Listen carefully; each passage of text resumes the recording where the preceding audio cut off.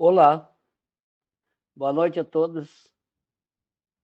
Para nós é uma felicidade imensa nos encontrarmos novamente para algumas reflexões a respeito da doutrina espírita. E nessa noite nós vamos conversar sobre a indústria da inutilidade. E é muito importante falar sobre inutilidade, porque são muitas atitudes, pensamentos que temos, que agimos, que nos comportamos aqui na Terra, como se nós fôssemos ficar sempre aqui. E aí é que está um grande engano. Nós, como espíritos que somos, presos a um corpo de carne nesse momento, nessa atual reencarnação, não ficaremos aqui para sempre. Nós agimos, nós atuamos como se fôssemos ficar para sempre. E nós somos apenas visitantes desse lugar. Então, muitas atitudes que temos na nossa vida, muitas atitudes que temos, nos comportamos dessa forma. E aí é que entra a indústria da inutilidade. Porque o objetivo da reencarnação é vir aqui, progredir, evoluir, ressarcir muitos débitos que temos. Como diz a doutrina, estamos num corpo para provas e expiações, reeducação. Sendo assim, não podemos jogar fora essa oportunidade que temos, dentro do nosso esforço próprio, a cada minuto, a cada segundo, de nos qualificarmos. E na questão 715 do Livro dos Espíritos, Kardec questiona o mundo espiritual. Diz ele: como pode o homem conhecer o limite do necessário? E os benfeitores respondem: aquele que é ponderado, que é equilibrado, que é calmo, que é sereno, já conhece isso por intuição. Mas muitos de nós só chegam a conhecer por experiência, à própria custa. Vamos buscar as obras de Joana de Ângeles para ver o quanto ela nos esclarece a respeito dessa questão. E vamos encontrar lá no livro Luz Acima, dela, psicografado pelo Divaldo, em que ela esclarece que muitas vezes damos presentes, fazemos festa com os amigos, com estranhos, em casa, na empresa, em lugares na sociedade, com pessoas que não se necessitam dessas atitudes. Passeios que nos tornam inúteis e sem qualquer utilidade. Muitas coisas que não dizem respeito, que não soam nada. E que, adiante do nosso próximo, nós nos comportamos de modo diferente. Quer dizer, jogamos fora inúmeras oportunidades e até dinheiro que serviria de alavanca para o nosso progresso espiritual. Então, jogamos fora e não entendemos de que muito que nos sobra, muitas criaturas se beneficiariam. Olha a atitude comportamental, saber ser útil, utilizar como alavanca do nosso progresso espiritual. Quanto nós desperdiçamos poderia arrancar algumas vidas da miséria e do crime, com simples atitudes. E ela esclarece: tudo aquilo que é abundância do nosso lar é escassecer noutra residência. O excesso que a gente não considera, que a gente não liga, que a gente não se preocupa, responde por ausência noutro lugar. Se a gente soubesse repartir, a gente, nós, se enriqueceria de paz, sem preocupações com carestias, nem disputa de promoções sexuais, sociais. Como é importante essa visão do mundo espiritual em relação à oportunidade que nós temos aqui preso a um corpo de carne. Então, os benfeitores amigos nos convidam para que a gente possa reconsiderar as nossas atitudes perante a vida, enquanto a vida corre favorável nos nossos dias. Porque a gente não sabe o dia de amanhã, não sabemos a próxima reencarnação. Raul Teixeira nos adverte, nós costumamos, os espíritas costumamos dizer, não, na próxima reencarnação. Que próxima reencarnação? E se nós viermos num país onde não tem espiritismo? E se nós viermos de uma família que não gosta do espiritismo, que é contra? E se nós optarmos por ter um corpo deficiente? E se nós viermos com uma dificuldade de comunicação? Viermos com a prova da mudez. Mas está sendo muito drástico. Não. Nós não conhecemos o nosso passado delituoso. Nós não sabemos o que fomos nas noites das reencarnações que se perdem nos milênios. Então, é muito importante aproveitar agora a sublime oportunidade que temos, essa alavanca. Como distribuir, como amar, como servir, como atingir aquele que necessita, chegar até aquele que necessita, nos libertar dos impedimentos mentirosos, que muitas vezes, ante a necessidade real do próximo, a gente não vê.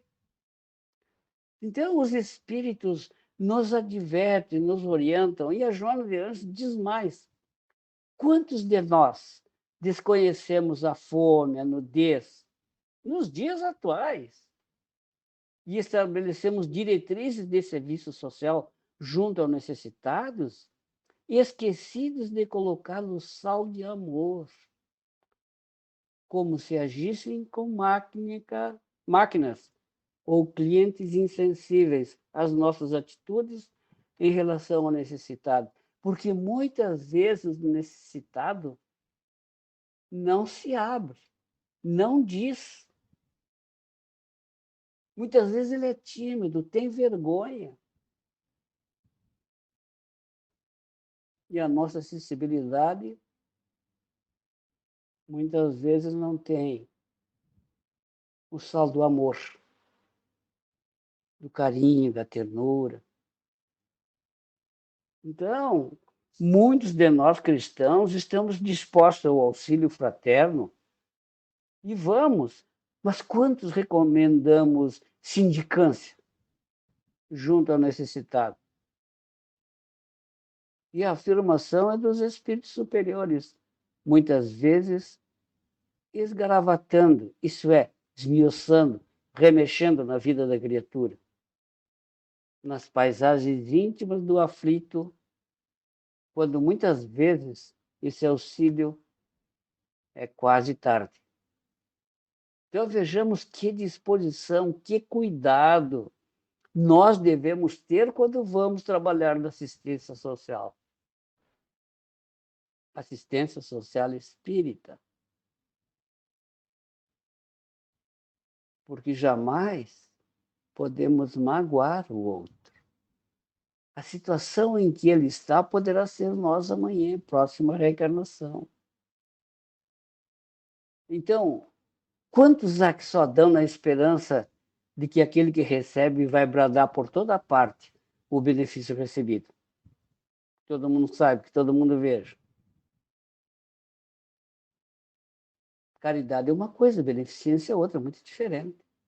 Claro que sempre tem um início, mas é preciso distinguir.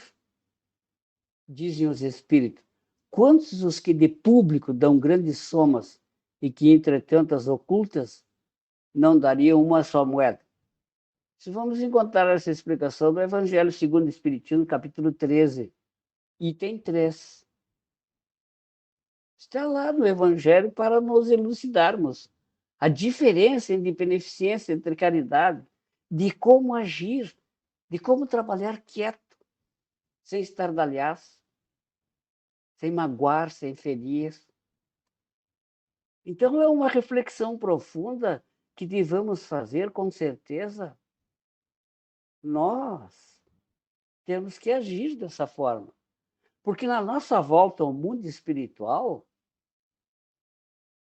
na pátria do Espírito, nos será formulada a seguinte questão: como afirma o Evangelho no capítulo 16, item 11: que fizeste econômico infiel dos bens que te confiei? Por que essa pergunta? Porque nós somos depositário. Nada é nosso.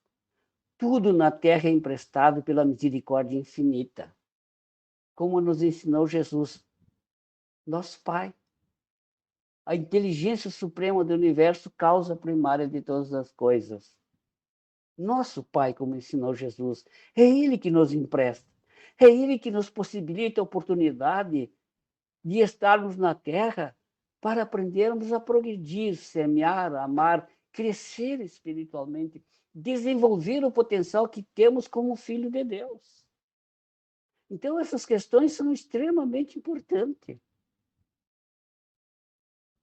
Então, perguntemos-nos, como o Evangelho diz, qual então o melhor emprego que se pode dar à riqueza? E vamos constatar a resposta na afirmação de Jesus. Quem explica isso é o Espírito Cheverus, lá em Bordeaux, em 1861. Diz ele, respondendo à questão: amai-vos uns aos outros. É o amor, a solução de todos os problemas. O amor. É o amor que guarda o segredo do bom emprego das riquezas. Saber usar, tirar proveito. E é na caridade que está para as riquezas o emprego que mais apraz a Deus. Então tem que saber agir, tem que saber fazer, tem que qualificar-se para distribuir. E dentro dessa qualificação, desse conhecimento, fundamentalmente está o amor. E no Evangelho encontramos todas as explicações que necessitamos. Então é importante que a gente aqui não se refere, é claro, a essa caridade fria e egoísta, que consiste em a criatura espalhar ao seu redor o supérfluo de uma existência dourada. Estou dando o que sobra. E mesmo assim, o Evangelho nos convida para dar o que sobra. Para a gente prestar atenção. O que está sobrando aqui em casa? Que muita gente não tem nem o necessário. Então, é importante a gente pensar, analisar. A caridade plena de amor, que procura desgraça e ergue sem humilhar. Se coloca no lugar do outro e faz o outro sentir-se gente, como filho de Deus. Não sentir menos. Nós nos colocamos igual a ele. Isso é caridade, isso é amor. Fazer o outro, valorizar o outro. Então, nós, os espíritos reencarnados na Terra, somos meros depositários das coisas materiais. A saúde é Deus que nos dá de acordo com o nosso livre-arbítrio e a nossa escalada evolutiva do que a gente fez no passado.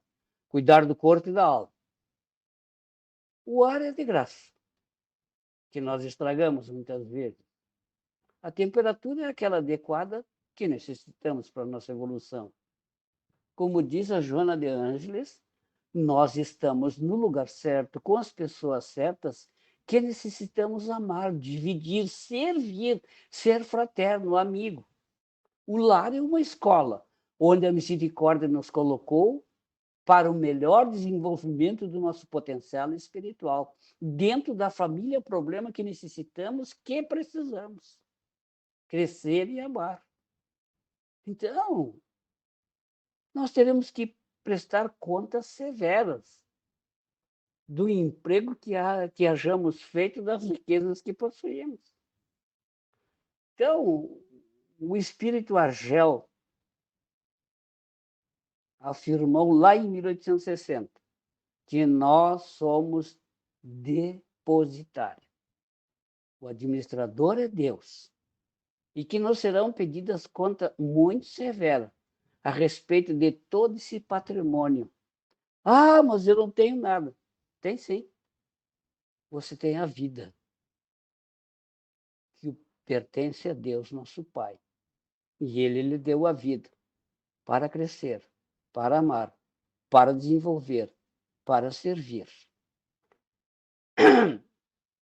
Vamos encontrar Teresa de Brito no livro espetacular Vereda Familiar, psicografado pelo nosso Raul Teixeira. E ela comenta de uma forma extraordinária. Ninguém está impedido de consumir. Veja a grandeza da frase. Ninguém está impedido de consumir, de obter pequenos supérfluos, atendendo ao gosto pela vida, as possibilidades que ela consente. Contudo, diz ela, o excesso, conforme fala o livro dos Espíritos, certamente será geratriz de tormento sem conta nos caminhos terrenos. Então é preciso ter cuidado com aquilo que a gente está fazendo, com aquilo que estamos gastando. É importante relembrar, e a Teresa de Brito faz isso no livro Vereda Familiar, no capítulo 20. Diz ela, alguém poderá viver em férias viajando por toda parte do mundo, como quiser, onde puder. Mas se alguém ao seu lado tiver dificuldades para ir trabalhar e cumprir os seus deveres normais, aí estará o ônus moral. Eu faço e aconteço no mundo, mas alguém do meu lado aqui não tem nenhum para o ônibus. Aí é que os espíritos advertem como é importante a lei de amor. Aí estará o ônus moral. Olha o amai-vos como eu vos amei. Auxiliar, amparar o necessitado. Caridade.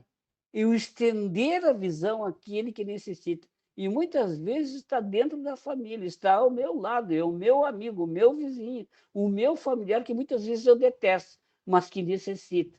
E que Deus é justiça divina. E somos caracterizados, diz Teresa de Brito, pela indiferença e os desrespeitos com a lei de amor. Ah, vida que não entendemos. Ah, o amor ao próximo que Jesus nos fala. Amai-vos como eu vos amei. Olha como é complexo o amor. E os Espíritos nos esclarecem. Os Espíritos nos auxiliam.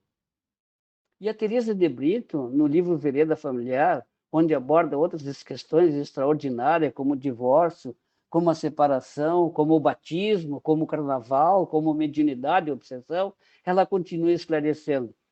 Alguém poderá viver numa suntuosa mansão, ótimo, uma mansão enorme, num palácio com toda a tecnologia, com toda a facilidade. Mas, se na mesma rua, se na mesma estrada comum houver alguém, um ser que não tem um mínimo, um teto para albergar-se, diz ela, revela-se aí o egoísmo infelicitador, demarcando perspectivas expiatórias a passos no futuro. Eu não sou solidário, eu não sou fraterno. Ah, mas o mundo está. O mundo pode estar cheio, mas eu tenho que dar conta da minha administração, diz Paulo de Tarso. Dá conta tu da tua administração, isso é, dá conta tu da tua vida, como tu pensa, como tu fala, o que fazes. E o amai-vos uns aos outros é como nós olvidamos a forma eficaz para nos mantermos dignos. E a doutrina espírita, o espiritismo codificado por Kardec, que hoje revive o divino amigo, o Mestre Jesus, o sol eterno de nossas almas, traz aos nossos corações humanos e nos concita o amor como única terapêutica para todos os males da atualidade. E essa advertência que nos coloca é Joana de Anjos num livro extraordinário, Dimensões da Verdade, nos concitando realmente a vibrar intensamente nos caminhos de Jesus. Jesus veio à Terra para nos relembrar toda a sua vida de trabalho, de amor, de doação. Este é o nosso caminho de espiritualização. Essa é a fórmula. O Evangelho é um código de leis de amor diário. É um estatuto diário, é um manual de vida diário. Mas quem de nós lembra? Quem de nós procura? E nesse livro, Dimensões da Verdade, a Joana de Ângeles é extraordinária, ela nos convida a profundas reflexões. Quando ela afirma categoricamente, através da psicografia de Divaldo Franco, há fome sim na Terra, mas a mais elevada expressão de fome, hoje como ontem, é a fome de amor. Há sim na Terra, há sim crime na Terra, mas a causa da criminalidade exagerada, hoje mais do que ontem, provém pela fome de amor. E ela continua: há guerra e dor sim na Terra, como sempre houve, mas por fome de amor, pelo desentendimento, pelo egoísmo que aflora, pelas obsessões que subjugam os homens, que dominam como uma pandemia, como as atuais, há séculos, há milênios. As pandemias, como da depressão, como da obsessão, como do egoísmo, do orgulho, da cupidez, dos homens que andam fora dos caminhos do Cristo, como nós na atualidade. Então ela afirma: há guerra e dor, sim, na terra, mas por fome de amor. E a fome de amor é a fome de amor que está levando o homem ao desespero. É muito importante relembrar: o amor e somente o amor propicia construções eternas. Relembremos, somos espíritos eternos. Estamos num corpo emprestado. Estamos aqui na escola chamada Terra para desenvolver nosso potencial como filho de Deus. Somos passageiros. Daqui a pouco voltaremos para a verdadeira vida.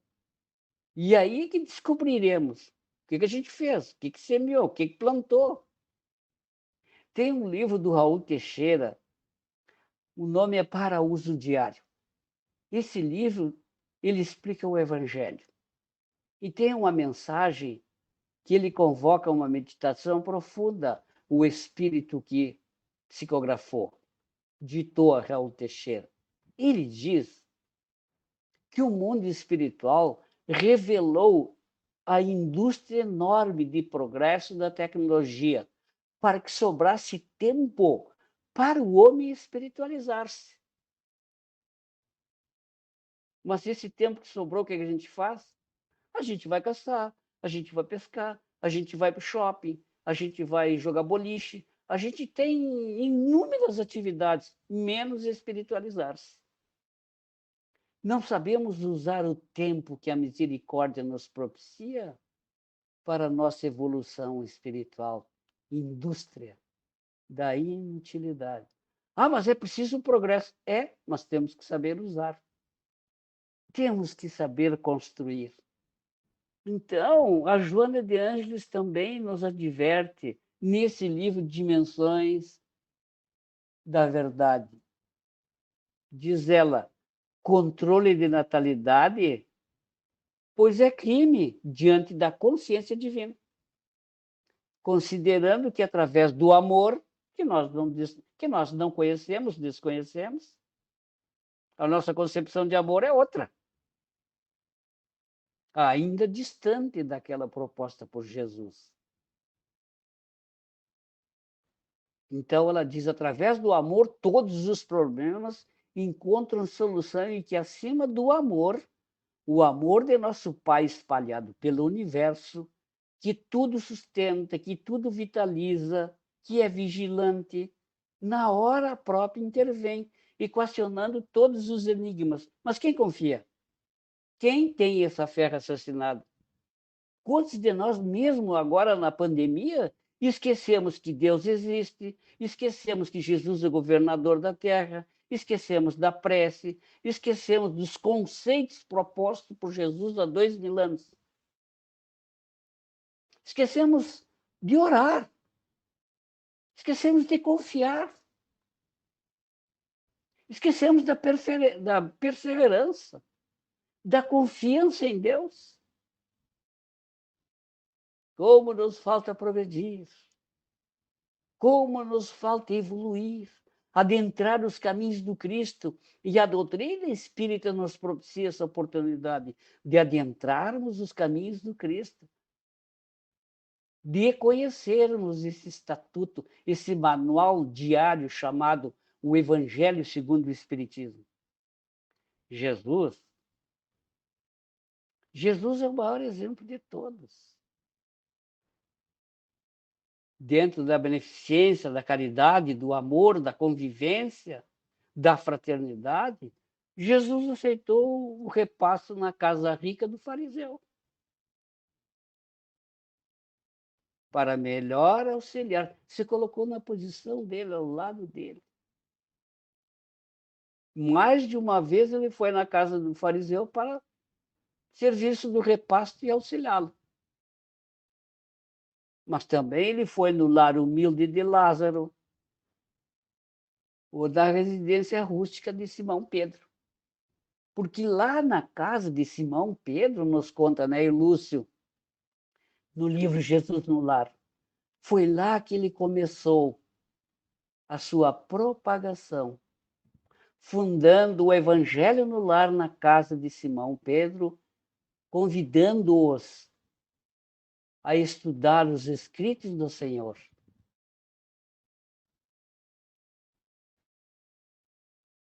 Então, ao saber após a pregação que a massa ouvira,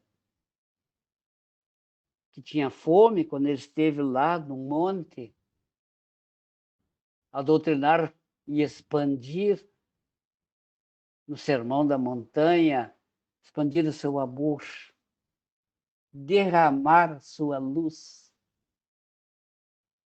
Jesus não apresentou nenhuma dificuldade quando sabia que todos estavam com fome, ou apresentou algum impedimento, alguma dificuldade. Trouxeram-lhe a cesta e ele repartiu pães e peixes. Matou a fome de todo mundo. Teve tão farta distribuição de pães e peixes naquele dia que sobrou. Ele se colocava ao lado, ele auxiliava, ele amparava, ele expandia, ele não humilhava, exaltava a criatura humana pela atitude comportamental. Então, como é importante termos essa visão do tempo e passar por cima das inutilidades terrenas, que perdemos tempo de nos espiritualizar, de crescer e amar. Fica a proposta. Meditemos no nosso tempo quanto podemos agir na caridade, agir no amor, agir na fraternidade, na luz e na paz, em nome de Jesus. Que Ele nos abençoe hoje e sempre, e que assim seja.